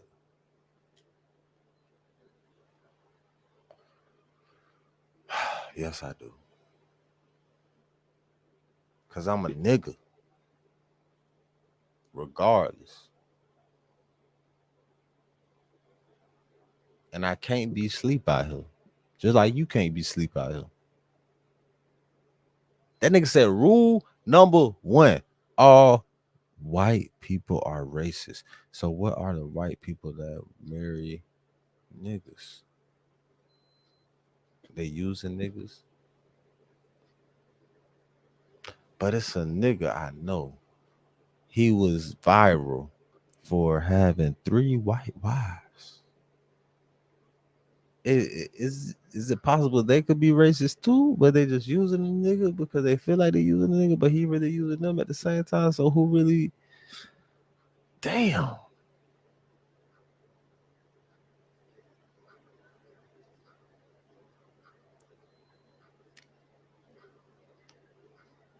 That nigga, that's damn. My bad, y'all. I know I just took a minute on golly. See, I ain't want to see, I'm trying to be better. See, Instagram shut me down like 3 times a day, and I don't know why. They was on some whole shit. I was really just venting. I was on my therapy session shit. I was talking about shit that I probably shouldn't have been talking about. I was just telling niggas about themselves and saying fuck these niggas and that and this and that. They gave me 3 different things. 3 different things of why they shut my shit down. And they tripping. Yeah, fuck them viewers. Hey, but yeah, they was on some bullshit, bro. I ain't gonna cap. Damn. My bad. I fucked up. Damn. Well, we gonna get back into this shit. And wanted an equitable power That share. nigga said rule number 1, all white people like damn. Let me think about that some more. Shit. Glad Shannon is gone because to me, I believe he was selling himself short, constantly trying to play humble black man to this arrogant white man. You think he played humble up there? I've seen him He did do many a times. And you saw it on y'all saw him when he kept trying to ingratiate himself to Skip. He tried to win Skip Give me some back example. over. Give me an example. Just in the nonverbals, in the language, in the deference. He always tried to make sure he didn't go too far in challenging Skip. He always started the shows with the hand, the pound. Yeah. You know, he wanted it. He didn't want to leave. I think Shannon tried to win Skip back over, but Skip, being the slave master he is, he needed to teach Shannon a lesson. And although his ratings are going to drop, in Skip's mind, it was well worth it because in the mind of a white man, what good am I if I can't even check a black man? So that was all about race and it was about power. And I think Shannon may have not fully understood the rules of racism. And the first rule of racism is all white people are racist. And the second rule of racism, white people don't share power with black people. So the minute Shannon wanted an equitable power sharing in the conversation on Undisputed, he had to go. Skip had to let him know, we are not partners. I'm the slave, you're the slave, and I'm the slave master. Shannon tried to break the code, change the power dynamic. White people don't do well with you changing power dynamics because at the end of the day, all they have is their white privilege over and above you. But with that being said, and I love my brother Shannon Sharp, I think he got a good heart, but until he stopped running around with them damn snow bunnies, I'll never be able to give him the total respect that he deserves. I think he's a good brother, but he got to heal whatever went on with him and his children's mother, ex-wife, whatever. But for him to be as dark as he is and to only be running around. Say so long to summer with up to 30% off. Hey man, Dr. Umar, you a fucked up During nigga Raymore for that. Flanagan's Labor Day sale. You a fucked up nigga for that, for saying he gotta heal, whatever. You a fucked Not only does Kittle have millions of design assets and templates that you can customize any. Nah, fuck that. I'm gonna just say this, Dr. Umar, you a fucked up nigga for that. And I'm gonna say this too: dividendsapparel.com. Whatever you do, make sure you do it capital. Create a positive impact today and later.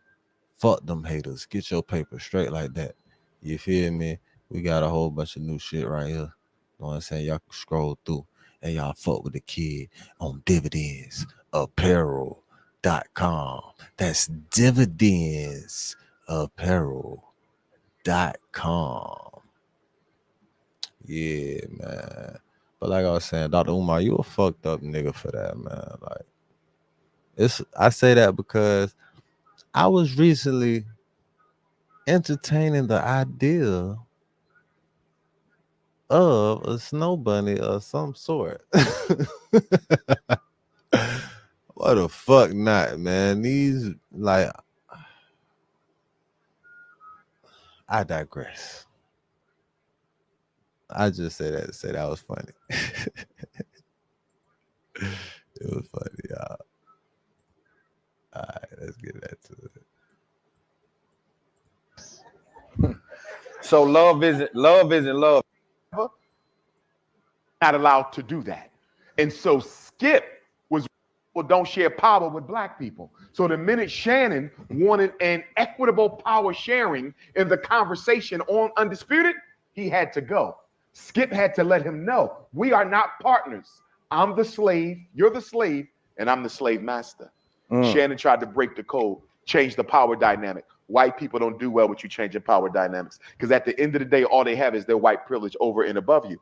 But with that being said, and I love my brother Shannon Sharp, I think he got a good heart. But until he stopped running around with them damn snow bunnies, I'll never be able to give him the total respect that he deserves. I think he's a good brother, but he got to heal whatever went on with him and his children's mother, ex-wife, whatever. But for him to be as dark as he is and to only be running around with white women, it's a disgrace to the race. So love isn't love to Dr. Umar Johnson. If love is love, why don't we see rich white women marrying broke-ass black men?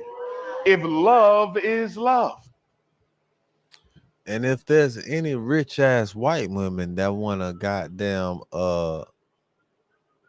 counter his argument, Home Inc. TV, y'all get at me, Do It Capital on Instagram, fuck with me, hit my DM or something, goddamn, you know my number ain't hard to find if you really looking for me. Does that speak to what are you saying with that? I'm saying, what white woman married to a black man has ever done anything significant to help black people? Kobe Bryant's widow, Vanessa, who inherited over $1 billion worth. Damn, Umar, don't do this. Doc, don't do this, Doc. Of his wealth, she just did a college partnership in Kobe's name. And all 5 colleges she chose to be part of this Kobe Bryant thing were white. She didn't choose a single black college for this black man's money who didn't attend a college at all. Isn't college the Europe who didn't attend? Listen, y'all didn't. Listen, Kobe Bryant went from high school straight to the fucking NBA. Kobe Bryant's wife donated to probably one of her schools and other white schools. Colleges for what? You could have donated that shit to high schools in the area where Kobe came up.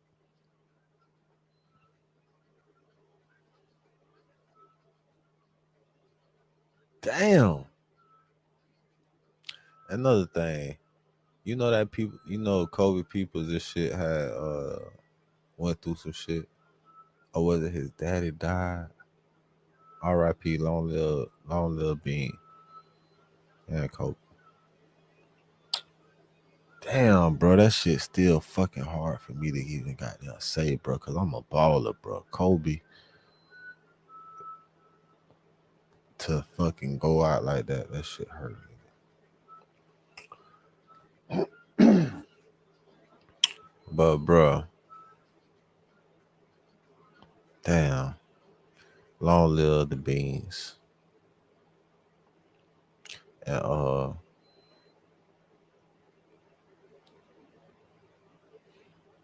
you never know what people do for people. So I just hope she did the right thing by goddamn his peoples, by them being his peoples.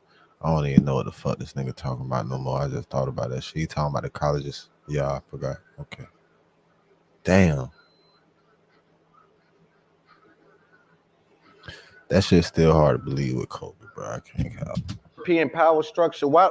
So do we participate with it or not? Like at some points we hear, yo, get outside the power. And I'm just a fan of Kobe, bro. I'm just a fucking fan. That shit hard to be. That shit just still hard for me to believe. I don't know. I'm just a fucking fan. Imagine the niggas that really knew him. Imagine real ballers played on the court with him. Shaq, Kobe. Shaq, LeBron. Man, fuck it. All right, I'm gonna do this. Structure, create your own. Then other moments. Moment of silence for Kobe. Fuck it.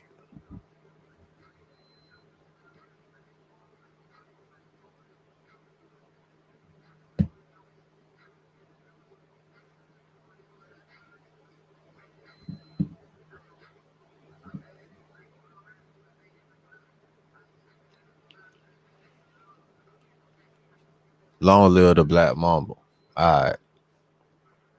I'm finna get on 2K in a minute, too. widow, Vanessa, who inherited over $1 billion worth of his wealth, she just did a college partnership in Kobe's name. And all 5 colleges she chose to be part of this Kobe Bryant thing were white. She didn't choose a single black college for this black man's money who didn't attend a college at all. Isn't college the European power structure? So do we participate with it or not? Like at some points we hear, yo, get outside the power structure, create your own. Then other moments we hear, yo, you should have stayed at that HBCU in the white power structure because you still could have utilized it. But if you go to this other school, you're in the white power structure and you can do nothing. I'm like, I'm confused as to why the power. Be confused. Okay, because he help can't clarify. do anything in Boulder, Colorado. At Jackson State, he could have did a lot. What we're talking about is Kobe Bryant's widow taking his black man's money and not using any of it to support HBCUs. I know black people ain't supporting nothing with their money. Okay, so do I. But that wasn't the point. So it ain't about the skin color. It's about the intention. No, it is about skin color. It's always about race. It's black Everything in America is about race. It's black people that don't help black people. And I ain't been helped by. Because they've been taught not to help black people. Okay, so if that's and who taught them not to? And because niggas was brainwashed to hate their own motherfucking kind for 400 fucking years, it's in the DNA of niggas. That's what nigga trying to say. It's really in the DNA of niggas is why this shit be happening. But you want to bring up it's niggas that's not helping niggas, but it's because niggas is brainwashed and conditioned not to fucking help niggas, not to help each other. That's how they fucking wanted it, nigga. And you got everybody else around you working with their own people, fighting to keep it for their own people. Fathers fighting to keep they motherfucking daughters with the same race or whatever. Like, bitch, before they so-called brought our people from Africa, it was organized marriage, like arranged marriages type shit. Like, keep it within, like, still situation. It's a reason why mixed breed dogs is called mutts. Who conditioned them not to help black? Still the same Who situation. trained them not to help black? There's a history to self-hatred. I'm not exempting black people, but any problem we got, if you don't start with a plantation analysis, you off base. Yeah, but at the end of the day, I'm telling you that it's not just being black that makes you contribute to the cause. And I think you're framing it like be black and conscious. Black so and all right, so you got black people with money that don't check the conscious box, that do nothing for the black community. That's true. So if we can't just say, if you're black and in a position that you're gonna do something. But you can't scapegoat psychologically dysfunctional Negroes from the fact that they exist in a white racist power structure. The power structure is still the power structure, whether you commit it or not. And the only way we're going to get black people to be focused on building their own institutions and systems is to build our own institutions and systems. That's what Dion could have helped us do at Jackson State. No, because but he chose Snow Bunny Boulder, Colorado. No. See, and this is where I just think you just tripped yourself up, because you're still telling Dion to participate in an HBCU system. Yes, I am. Okay, so there we are. You still in the, so how can you do something if the system is the system no matter where you go? This is the biggest secret of 2024, and they don't want you That's to know the thing about about getting If out you the get fucking injured system. in an accident, even as just a passenger, no one knows this, but you can turn that accident into tens of thousands. That's the thing about getting out the fucking system, nigga.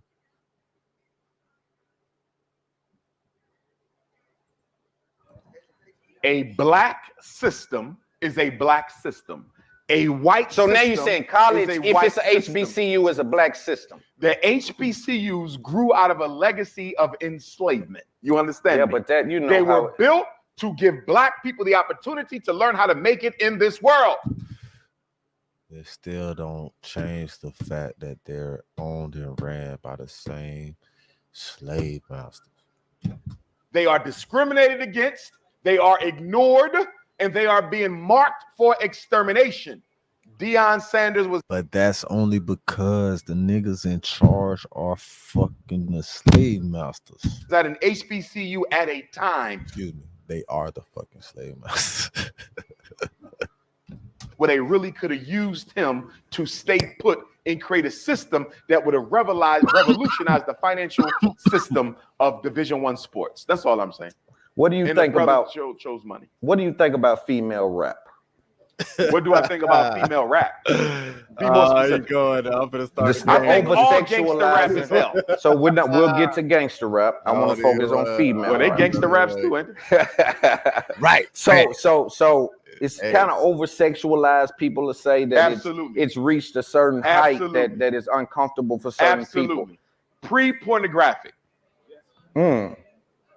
So you have no.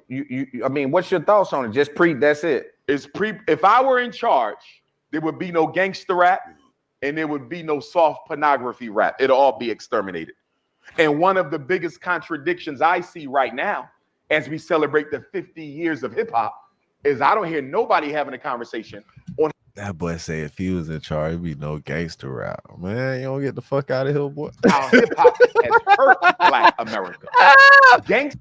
How the fuck would you even stop that, nigga? You can't even stop that.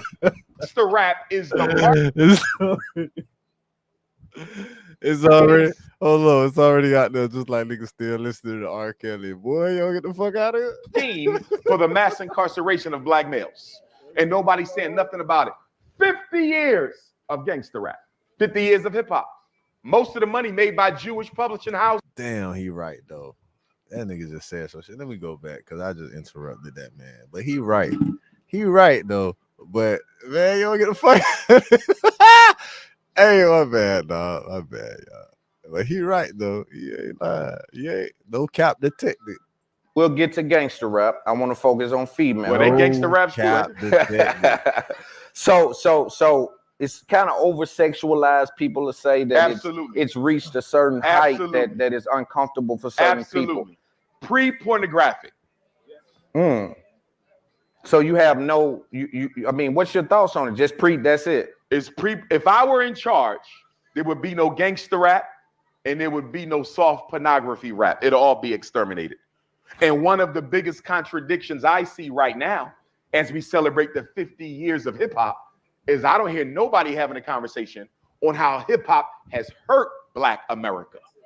Gangster rap is the marketing scheme for the mass incarceration of Black males. And nobody. And I'm gonna tell you like this. No, somebody did say something. Ice Cube said something. He said nobody. I'm gonna go on the record and say Ice Cube basically the Ben said something. The same people that own the prisons own the record labels. The same people that own the record labels own the prisons. Ice Cube went on the record and said this. He's saying nothing about it. 50 years. Ice Cube said something about this. Ice Cube Ben said something about a lot of shit. Ice Cube got the niggas back just like you. The same people that own the prisons in America own the record labels in America. The same people that own the record labels in America own the prisons in America. I remember I was watching NBA Youngboy and Kodak Black. It looked like one was getting out, one was going in. When one was getting out, when one was getting out, one was going in. You know what I'm saying? One going in, one getting out. And this was when they was beefing and shit. I'm like, man, these niggas swapping the money because they on the same label because they got problems and shit till they settle that shit. Them niggas cannot be out at the same time. We gonna keep them alive because they gotta keep the money. Years of gangster. The same people that own the labels own the fucking prisons. Right. Swapping niggas out. Getting niggas knocked. Think I'm bullshit? 50 years of hip hop. Told you, nigga. Most of the money made by Jewish publishing houses. Nigga. Not a single Black institution, relevant Black institution. And let me tell you what relevant institutions are. Schools, banks, hospitals, supermarkets, manufacturing and distribution centers. 50 years, billions of dollars, the most influential music form on earth. And in 50 years, they haven't built a single institution. for black people. Throw it in the trash. So that's gangster rap. And I've heard you also say that they're flaunting and certain things. You feel as though that they're Ice Cube got a song said I started this gangster shit. This the motherfucking thanks I get. Nigga been putting it like almost shitting on black people who are the main underclass. message of gangster rap is I made it out the ghetto, you didn't. And I'm gonna flaunt to you what I have that you may never get. It's about making yourself look important to people who don't have much. There's a smarter way to shop online, and I hate to tell you this, but you've been overpaying for years. No cap detected.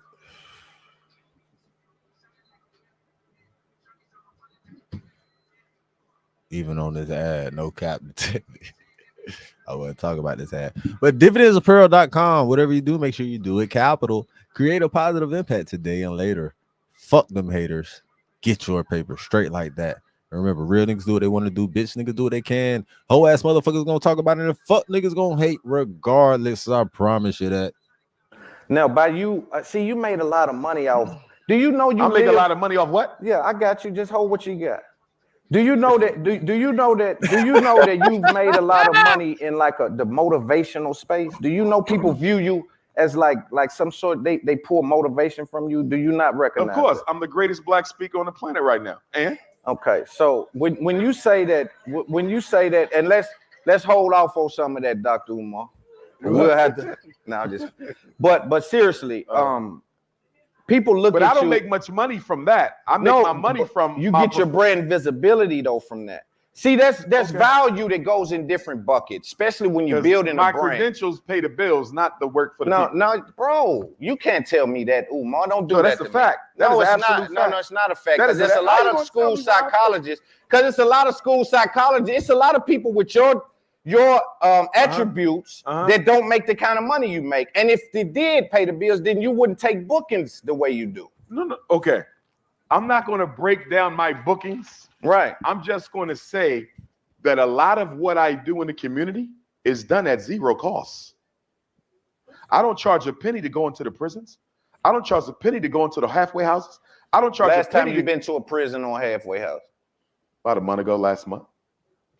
I don't charge a penny to go to Africa. How do you know what to charge for and what not to charge for? Well, because I'm a doctor, I can charge for everything that I do. But I'm saying I don't charge for anything when I leave the country. No. Yeah. I don't charge for anything when I work with vulnerable populations. So if one of them call me up right now and say, Dr. Umar, I work at the youth prison. Can you come down here to Nashville and speak to my boy? Sure, just cover the plane ticket. I'm not going to charge you a penny. I've never charged for those things. Right. So how do you know what to charge for and what not to charge for? If do you charge for because I don't charge for vulnerable populations. So if you are helping people help themselves, I'm not going to exploit that. I'm coming for free. Just get me there. That's it. Just get them now. Again, I want you to know that. And I didn't even charge for my speaking for the first 10 years. You know when I started to charge for my speaking?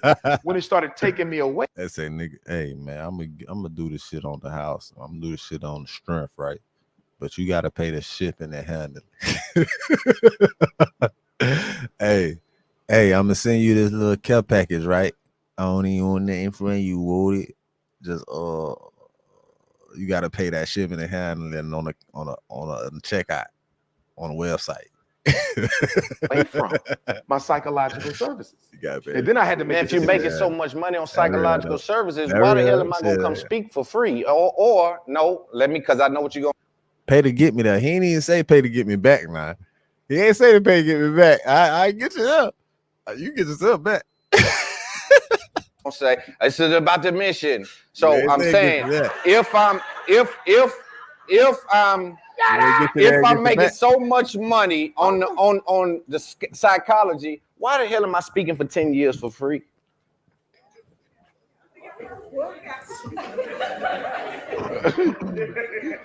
You got.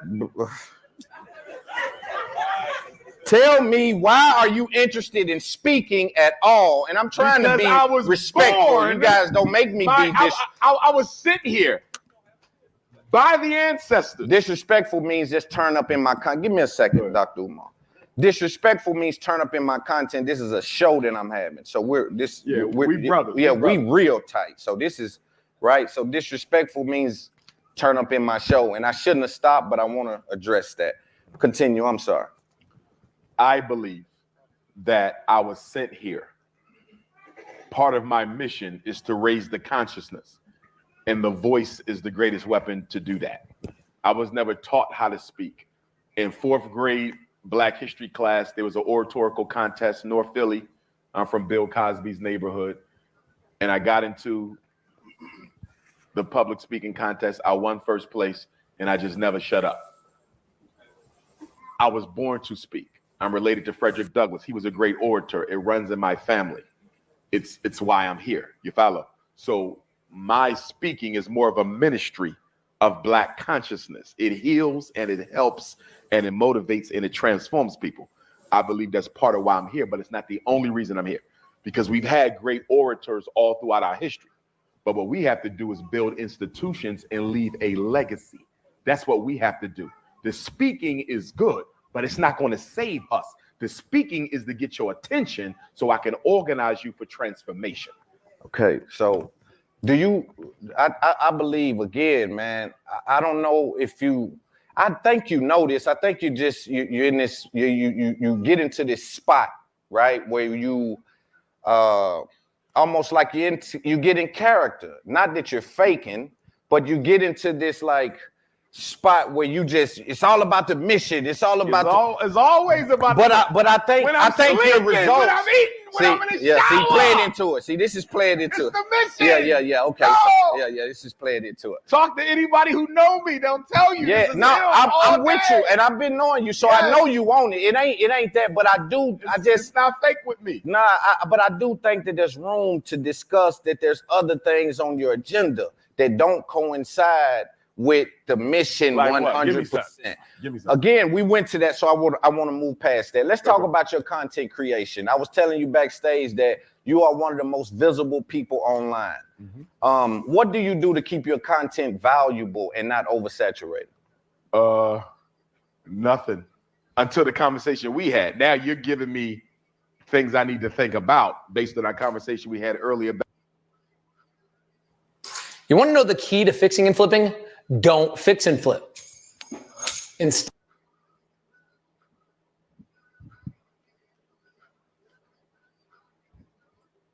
backstage. Right. But until this point, I never looked at my content as a means to monetization or money. It's purely to wake up our people, purely to give them an alternative view.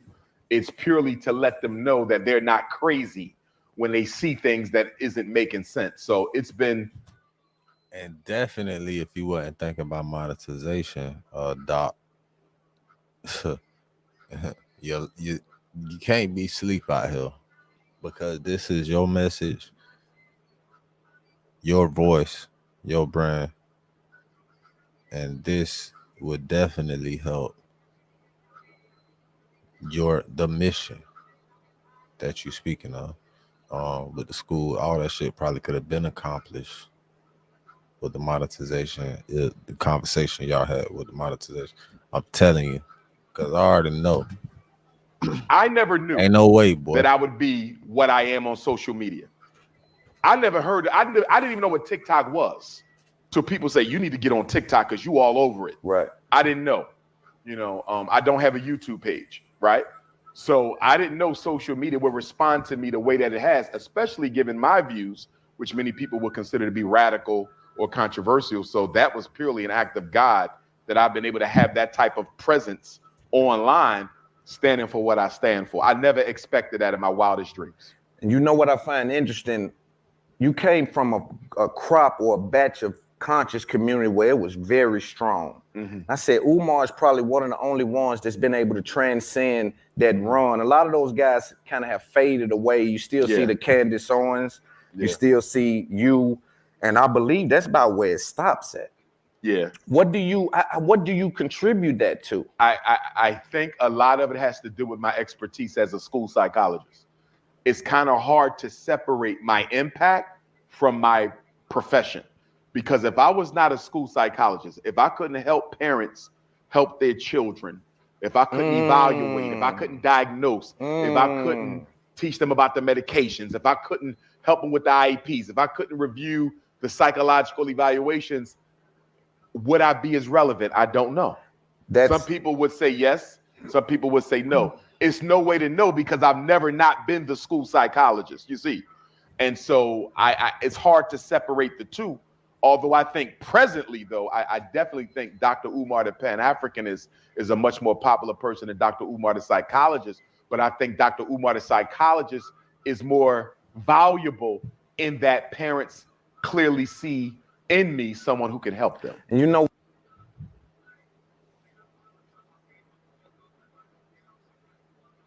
what I think it is, and this is old fashioned for anybody in content creating, it's like literally add value, whatever you're doing. And so I think with you really having a background in understanding the medicines and understanding psychology, I think that value did set you apart because a lot of people was just talking. Yes. When you get in the meat and potatoes, you get in the meat and potatoes and you really understood. I remember you used to walk around with the big DSM-5 book. And so these kind of things, I think, made you kind of reign supreme in regards to those guys that laid there. It seemed like the talking just subsided. Yes. Just kind of went away. Yes. The documentary era was a boom for y'all. You still get paid for any of those things? Nah, I've never produced my own documentary. And the ones that I was in, I never really made anything off of those. That's what I was talking to you back, utilizing your own packaging for you, because your brand is so big. Like everyone knows you. You're one of the most popular black people in the world, but it's the packaging. That's why people can come and package you and sell it. Yeah. Right? People can come and say, yo, I'm going to get Dr. Umar on my DVD and I'm going to go get a bag. Yeah. But Dr. Umar should be able to put that DVD together with that voice. And to your point, I definitely think I've lost out financially by being so giving. But at the same time, I would not do anything different because I don't think we get that school built if people didn't know my heart was real. I don't think I would be as popular as I am globally if people didn't know my heart was real. So I don't regret any of it. Even now, people say, hey, you got to redirect your content on YouTube. You got about 5 different pages misrepresenting themselves as you, making money off of you. And we will get to that. But at the same time, that's how people came to know who I was, by people posting the content. So you got to lose a little bit to get a little bit. You got to lose, yes. Just like Dion. Yes. All right. And we're going to wrap this real nigga reaction up on this one. To be continued, as you can see. That shit is a minute. That shit is about 2.5 hours long, though. So we just went through it about a good hour. As you can see what time it is. Happy Friday, man. Hope y'all have a good Friday. Good morning. Good weekend. Y'all stay out of trouble. Stay out of motherfuckers' face, man. Y'all stay free. Remember, hey, all this shit temporary out here. Everything temporary. Control your emotions, man. Manage your emotions, you know what I'm saying? Everything will be all right, my boy. Hey, and this is another rest and relaxation moment with a real nigga reaction here in the lit house. Hey, let the light within you shine bright, my brother, my sister, my people. Handle your business how you supposed to handle that. We here, hustlers on a mission every day. Home Meat TV, everyday media. Sponsored by dividendsapparel.com. Whatever you do, make sure you do it capital. Create a positive impact today and later. Fuck them haters. Get your paper straight like that. And remember, real niggas do what they want to do. Bitch niggas do what they can. Hoe ass motherfuckers gonna talk about it. And fuck niggas gonna hate regardless. I promise you that. And we just gonna keep it thorough. We gonna keep it G around here. And we gonna keep it street. And we gonna see you in a minute. Not next week. You know what I'm saying? Consistent capital. DJ Dividends. You gonna see what's up on the next one. We gonna get it in. I'll holler at y'all later, man. You know what it is, man.